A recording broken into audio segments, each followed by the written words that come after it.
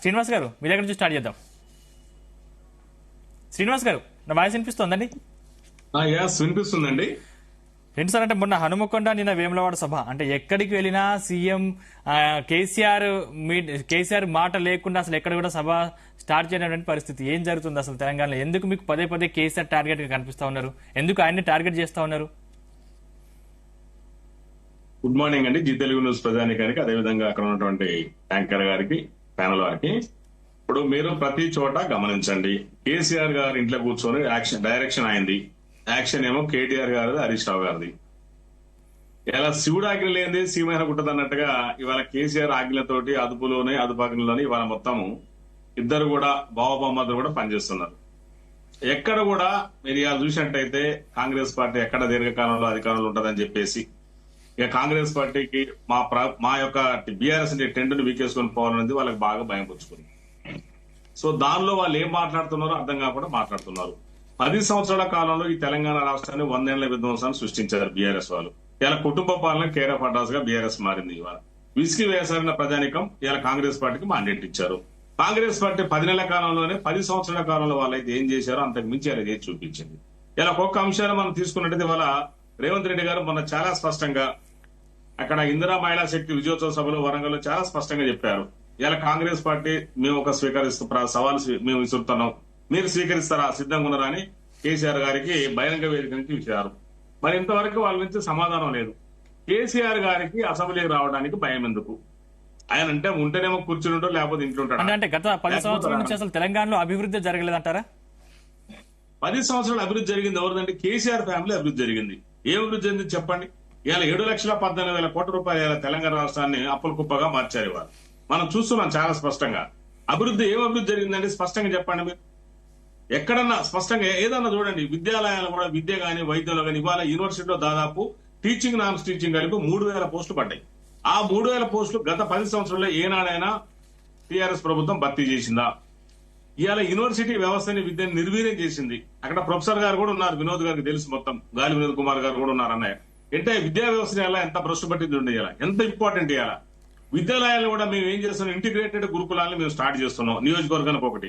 గతంలో టీఆర్ఎస్ ఏం చేసిందండి, ఎస్సీలకు ఒకటి, ఎస్టీలకు ఒకటి, బీసీలకు ఒకటి అని కులాల వైరుగా ఆయన మళ్ళీ రాగానే కులాల కురుక్షేత్రాన్ని పెట్టారు, కులాల కుంపటి పెట్టారు. పిల్లల్ని ఆ ఏజ్ లో ఉన్నటువంటి పిల్లల్ని నేను మొన్న స్పష్టంగా అంటున్నారు నాకు వరంగల్ వెళ్ళినప్పుడు మీటింగ్ కి, ఇది ఎంతవరకు కరెక్ట్ అండి అన్నారు. కాంగ్రెస్ పార్టీ అట్లాంటిది ఉండొద్దు, చదువుకునే పిల్లల్లో విష బీజాలు నాటొద్దు కులాలు మతాలని. కాబట్టి ఇంటిగ్రేటెడ్ రెసిడెన్షియల్ స్కూల్ కాంప్లెక్స్ ప్రతి ఒక్క నియోజకవర్గం ఒకటి కాంగ్రెస్ పార్టీ పెడుతుంది. ఇది క్లియర్. ఇవాళ అట్లాంటిది ఎక్కడ ఉందా అంటే పిల్లల కాంతి మొదలు పెడితే రాజకీయాలు చేస్తున్నారు కేసీఆర్. మహిళలకు ఏమి ఇచ్చారని అంతా మోసం కదా చేసింది. ఇవాళ భారతదేశంలో చూడండి, ఇవాళ మహిళలకు ఉచిత బస్సు ప్రయాణం వల్ల చాలా ఆత్మస్థైర్యంతో ఉన్నారు. నేను ఎందుకంటే గ్రౌండ్ లో ఇందా పీపుల్ నుండి గ్రౌండ్ లో నుంచి నేను చెప్తున్నాను, ఎందుకంటే వాళ్ళ మాటలు చెప్తాను. ఇవాళ ఉచిత బస్సు ప్రయాణాలు ఎంతమంది చేస్తున్నారు చూడండి. ఇవాళ 10 పరకు ఎవరిని పడితే వాళ్ళు అడగకుండా వాళ్ళు ఇవాళ ఆత్మస్థైర్యంగా ఆత్మధైర్యంతో ముందుకు పోతున్నారు. ఇవాళ నేను ఒక లాయర్ని కోర్టుకు రావాలన్నా కూడా వాళ్ళు ఈజీగా రాగలుగుతున్నారు. గతంలో ఏదైనా ఉన్నా గానీ ఒక 10 పరకు కూడా ఒకరి మీద ఆధారపడవలసి వచ్చేది. ఇవాళ అదేవిధంగా గ్యాస్ సిలిండర్ చూడండి, 500 రూపాయలకే గ్యాస్ సిలిండర్ ఇస్తున్నాం. గతంలో ఎంత మీరు ఒక్కసారి చూడండి, గతంలో 1,200 రూపాయలంటే నెడ్డి ఇరిగిపోయేది ఒక్కొక్కరు కూడా. ఇవాళ ఏంటంటే చిన్న సన్నకారు రైతులు, చిన్న సన్నకారు ఉన్నారు, పూరెస్ట్ ఆఫ్ ది పూర్ ఉన్నారు. వాళ్ళందరూ దృష్టిలో పెట్టుకుని ఈ ప్రపంచంలో ఈ దేశంలో ముఖ్యంగా ఒక కాంగ్రెస్ పార్టీ మాత్రమే పేదవాళ్ళని దృష్టిలో పెట్టుకుని స్కీములు ఉంటాయి తప్ప వాళ్ళకు ఉపయోగపడే స్కీములు ఉండవు. రాజకీయ లబ్ధి కోసం ఈనాడు కాంగ్రెస్ పార్టీ స్కీములు పెట్టలేదు. అట్ ద సేమ్ టైం సంక్షేమంతో పాటు అభివృద్ధిని కూడా ముందుకు తీసుకెళ్తుంది కాంగ్రెస్ పార్టీ. ఇప్పుడు సార్ ఏమంటున్నారంటే తెలంగాణ ఉద్యమం చేసిన దానికి ఇప్పుడు వినోద్ సార్ కూడా తెలుసు. తెలంగాణ ఉద్యమం చేసినప్పుడు మీరు ఒక్కలే చేయాలి, టీఆర్ఎస్ వాళ్ళు ఒక్కలే చేయాలి. తెలంగాణ ప్రధానికం యావత్ తెలంగాణ ప్రధానికం సబ్బండ వర్గాలు చేసింది. ఇలా ఒక కేసీఆర్ గారు చేసింది కాదు. కానీ వాళ్ళ కేసీఆర్ గారు తెలంగాణ వచ్చిన తర్వాత 10 సంవత్సరాల దర్జాగా దొరలాగా అనుభవించే అధికారాన్ని ఇవాళ ప్రతిపక్షానికి వచ్చే వరకు ముఖం సాటేసాను. నువ్వు వెంకటేశ్వర గారు వినండి, మీరు అయ్యో మీరు అంత ఆవేశపడుతున్నారు ఎందుకు సార్? నాకు అర్థం కావట్లేదు. ఆవేశం ఏం లేదు, తప్పు చెప్తే ఎట్లా సార్ మీరు అట్లా ఒక మాట మీరు ఇప్పుడు 1/2 గంట మాట్లాడారు కొద్ది గొప్ప. మీరు వినాలి, కొద్దిగా దయచేసి వినే ఓపిక కూడా ఉంటారు. అదే నేను చెప్పాను, ఇక్కడ ప్రతిపక్షాలు కూర్చుని ఓపిక లేదంటే మీరు కనీసం ఆగి ఓపిక లేట్లేదు. ప్రతిపక్షాలు మీరు ఉంటేనేమో కేటీఆర్ గారు ఏమంటాడంటే నేను జైలుకు పోతా అన్నాడు. ఉంటేనేమో కుర్చీ మీద ఉంటారట, లేకపోతే జైలు ఉంటారట వాళ్ళు. అంటే వాళ్ళ ఆలోచన విధానం చూడండి. అంటే అధికారం లేదు కానీ ఉండలేదు. మీరు జైలుకి పంపే విధంగా టార్గెట్ చేశారు కదా, మీ టార్గెట్ కూడా జైలుకి పంపడమే కదా.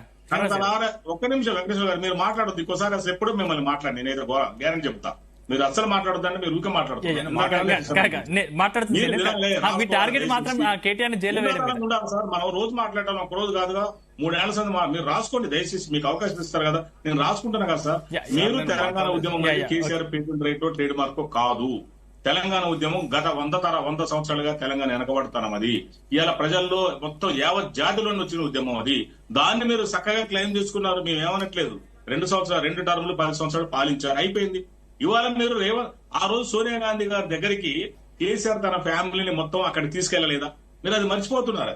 అయ్యాల ఊహించని విధంగా మీకు సీట్లు వచ్చే లోపల అప్పుడు మీరు సొంతంగా ప్రభుత్వం ఏర్పాటు చేసి తెలంగాణ యావత్ ప్రజానికానికి తెలుసు, ఫ్యామిలీని మొత్తం తీసుకెళ్లారండి. గ్రూప్ ఫోటో అన్ని సోషల్ మీడియాలో వచ్చింది, ఇప్పటికి కూడా అందరి దగ్గర ఉంది కదా. దానికి చంద్రబాబు నాయుడు గారు అక్కడ డైరెక్షన్ కి ఇక్కడ రేవంత్ రెడ్డికి ఎలాంటి సంబంధం లేదు. రేవంత్ రెడ్డి గారు ఇక్కడ కాంగ్రెస్ పార్టీ ఏదైతే హైకమాండ్ ఆదేశాల మేరకు ఇక్కడ మంత్రివర్గ నిర్ణయాలు తీసుకొని ప్రజల యొక్క సమస్యలు ఏదైతే ఉన్నో దానికి అనుగుణంగా ఇక్కడ పాలించడం జరుగుతుంది. ఎవరి పరిపాలన వాళ్ళది, ఎవరి ప్రభుత్వాలు వాళ్ళే. ఆ రోజు అల్లున్నప్పుడు వాళ్ళు మాట్లాడుకోవచ్చు. మీరు అట్టంటే మరి కేసీఆర్ గారు నుంచి వచ్చారండి, కాంగ్రెస్ పార్టీ నుంచి రాలేదా? కాంగ్రెస్ పార్టీ అనేది ఒక పెద్ద యూనివర్సిటీ లాంటిది. వాళ్ళు ఎన్ని పార్టీలు పుట్టినా, ఎంతమంది రాజకీయ నాయకులు పుట్టినా ఆ పార్టీలు గానీ ఆ నాయకులు గానీ అల్లించే పుట్టాల్సిందే తప్ప ఎక్కడ అవకాశం లేదు. ఇవాళ మీరు మూసీ గురించి చెప్తున్నారు. మూసీ 2016లో కేసీఆర్ గారు తెచ్చిందే కదండి.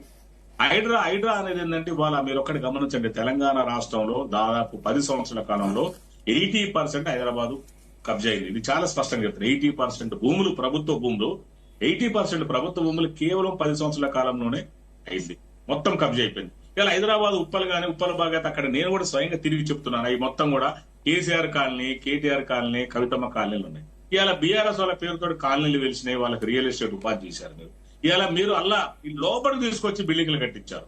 మీరు అంటూ 30 సంవత్సరాల కింద కట్టిన ఇండ్లే కాదనట్లే, కానీ మరి ఈ రోజు కట్టుకుంటే కూడా మళ్ళీ భవిష్యత్తులో 30 ఏళ్ళు కావచ్చు, 40 ఏళ్ళు కావచ్చు కదా. ఇలాంటి విధ్వంసం ఇవాళ ఢిల్లీలో చూడండి 11 డిగ్రీల సెల్సియస్ పడిపోయింది ఉష్ణోగ్రత. ఇవాళ అక్కడ 426 డెసిబుల్స్ కి వెళ్ళిపోయింది పొల్యూషన్ వాతావరణం. అంటే మన హైదరాబాద్ 100 ఉంటేనే మనం తట్టుకోలేకపోతున్నాం.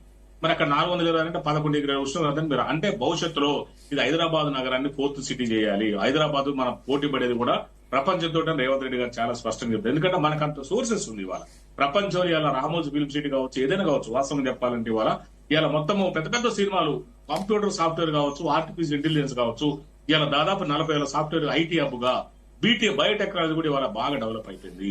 ఇలా ఒకప్పుడు బెంగళూరు అనేది మహారాష్ట్ర, పూణె, ఇలా హైదరాబాద్ అంతా డెవలప్ అయింది. దీన్ని 4th సిటీ తీసుకుపోవాలంటే ఫ్యూచర్ లో ఇప్పుడు యూత్ పెద్ద లోపల ఎవరైనా రేవంత్ రెడ్డి గారు ఇలా మనం చెప్పుకుంటున్నాం. ఆయన కాకతీయుల కాలంలో గొలుసుకట్టు సిరులు రేవంత్ రెడ్డి గారి గురించి, కాంగ్రెస్ పార్టీ గురించి గతంలో ప్రజలు చెప్పుకోవాలి. ఇవాళ మనం కబ్జా చేసింది రెగ్యులేట్ చేసుకుంటూ పోతే దీనికి అంత ఉండదు సార్. మీరు దయచేసి గమనించాలి. ఎవరిని కబ్జా చేయడానికి ఇక్కడ ఇంట్రెస్ట్ లేదు. ఉన్నీళ్లు కూలగొట్టాలని కాంగ్రెస్ పార్టీ యొక్క ప్రభుత్వం యొక్క ఉద్దేశం కాదు. భవిష్యత్తులో ఇట్లాంటి జరగకూడదు కాబట్టి హైడ్రాను తీసుకురావడం జరిగింది. దాని చట్టాలను కొన్ని కూడా హైడ్రాకు అనుకూలంగా మార్చడం జరిగింది ఖచ్చితంగా. ఎందుకంటే ఇది చేయాలి, అవసరం ఈ రోజు కోసం కాదు కదా. ఇవాళ మనం ఇల్లు కట్టుకున్నట్టు 100 ఏళ్ల కోసం కట్టుకోండి. ఇవాళ కట్టుకున్నది ఇవాళ కాదు కదా. ఇవాళ మన ఖమ్మం కావచ్చు, 10 కిలోమీటర్ దూరంలో కట్టుకో. ఎందుకు? భవిష్యత్తులో అది ఖమ్మం అవుతుంది అంతే. ఇవాళ తీసుకొచ్చి సెంటర్లో కట్టాలంటే అక్కడ ప్లేస్ ఉండదు కదా. ఏదైనా భవిష్యత్ యువకుల కోసం, భవిష్యత్ తరాల కోసం ఆలోచిస్తాము. వాళ్ళు చేసే పనులు కానీ అవన్నీ అట్లే ఉండాలి కాబట్టి దాన్ని యొక్క హైడ్రాని కూలంకుషంగా స్టడీ చేసిన తర్వాత ఉంటుంది. వినోద్ సార్ లాంటి వాళ్ళు సలహాలు, సూచనలు ఇవ్వచ్చు, ఇంటలెక్చువల్స్ కావచ్చు, వాళ్ళు చెప్పొచ్చు. ఎప్పుడైనా కాంగ్రెస్ పార్టీ మన రేవంత్ అన్న కూడా చాలా స్పష్టంగా చెప్తున్నారు. పెద్దవాళ్ళు కేసీఆర్ గారు కూడా సలహాలు ఇవ్వమంటున్నారు, క్రియాశీలకంగా ఉండమంటున్నారు. మీరు ఇస్తే మాకు ప్రభుత్వానికి అనుకూలంగా ఉంటే ఖచ్చితంగా ఫాలో అవుతుందని చెప్తున్నారు. ఇవాళ తిట్లని ఎవరండి మీరు? నిజంగా ఈ భారతదేశంలో తిట్ల మీద పేటెంట్ రైట్ ఉందంటే ఒక కేసీఆర్ గారికి చాలా స్పష్టంగా చెప్తాను. తిట్లకు ట్రేడ్ మార్క్ ఉందంటే అది కేసీఆర్ గారికి. ఏంటంటే ఇదే భయ్ మా తెలంగాణ మాట ఇట్లే మాట్లాడుతున్నాను. తెలంగాణ ఎవరు నాకు తిట్టారా చెప్పండి, నాకు అర్థం కాదు. పక్క పర్యటన నుంచి గుర్తొచ్చాను నేను. ఎవరు మన తిట్టుకో ఆత్మీయతగా అన్న, తమ్ముడు, బాబాయ్ అని మనం ఆత్మీయత పిలుచుకున్నాం. ఇవాళ మీ స్వార్థం కోసం, మీ పబ్బం కట్టుకోవడం కోసం, మీరు హైలైట్ కావడం కోసం ఆంధ్రాలో తిట్టారు, దూషించారు, అయిపోయింది. ఇవాళ మళ్ళీ మీరు ఇవాళ మరి ఆ మాట మీరంటేనేమో ఒకటి, మేము అనే లోపల అవి తిట్లు అవుతున్నాయి. మీరంటే స్వీట్లు అయ్యి, మీరంటే స్వీట్లు, మేమంటే తిట్లా. మీరు తిట్టేప్పుడు అప్పుడు గుర్తురాలేదు కేసీఆర్ గారు అన్నారని ఎట్లా అంటే మీరు కూడా అనకూడదు కదా. ఇప్పుడు ఎవరైనా ఇప్పుడు ఆ రోజు వాళ్ళు వేరే ప్రాంతం కావచ్చు, వేరే పార్టీలు అవుతున్నారు. ఎప్పటికప్పుడు పర్సన్స్ మారుతారు. ఆ పర్సన్స్ ఏదో ఒక రూపంలో ఆపోజిట్, పార్టీ రూపంలోనో లేకపోతే ప్రాంతం రూపంలోనో ఏదో రూపంలో ఆపోజిట్ ఉంటారు. ఖచ్చితంగా మీరు నేర్పిన భాషే, మీరు నేర్పిన విద్య ఇది గురువా నీరజాక్ష నుంచి చాలా స్పష్టంగా చెప్తున్నా. కేసీఆర్ గారు అట్లయితేనే కేసీఆర్ గారికి అర్థం అవుతుంది, కేటీఆర్ గారికి అర్థం. మామూలు చెప్తే అర్థం కాదు. ఈ ఏడు వరకు ఎందుకు రాలేదండి? 10 నెలల కాలంలో అసెంబ్లీకి ఎంతవరకు రాలేదు. మరి ఎంత అపోజిట్ పాత్ర, క్రియాశీలక పాత్ర పోషించాలి కదా. ప్రధాన ప్రతిపక్షం ఉన్నప్పుడు ఇవాళ రావాలి కదా. అంటే సీట్లు ఏంది రారా కేసీఆర్ గారు? కేటీఆర్ గారు ఎందుకు తిట్లకే పరిమితం అయిపోయారు. ఆయన బయట ఎప్పుడు ఇదే పనిగా పోవటం తిట్ల. ఈ మధ్యన ప్రెస్ మీట్ పెట్టి లేటెస్ట్ ఏంటంటే ప్రెస్ మీట్ పెట్టడం. ప్రజల్ని మీరు చూడండి సార్, ఒక్క నిమిషం, ప్రజల్ని చాలా రెచ్చగొడుతున్నారు. గ్రూప్ 1 విషయాలు కూడా స్పాన్సర్ ప్రోగ్రామ్ చేశారు. లగచర్లో జరిగింది ఒకటైతే చిత్రీకరణ ఒకటి జరుగుతుంది. చాలా స్పష్టంగా గమనిస్తున్నాం మనం.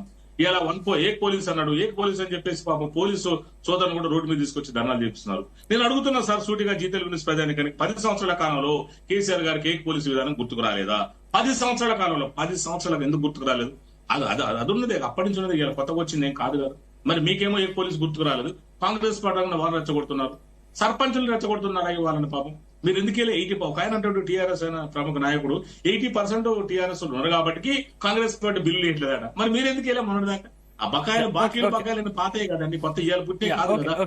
ఇవాళ విద్యాసంస్థలు నిర్వీర్యం చేసిన ఘన చరిత్ర మీది కదా. ఎవరు విద్యాసంస్థ నిర్వీర్యం సార్ కూడా తెలిసారు. ఉస్మాన్ యూనివర్సిటీ మొన్న పోయినండి నేను. యూనివర్సిటీ లాగుందా?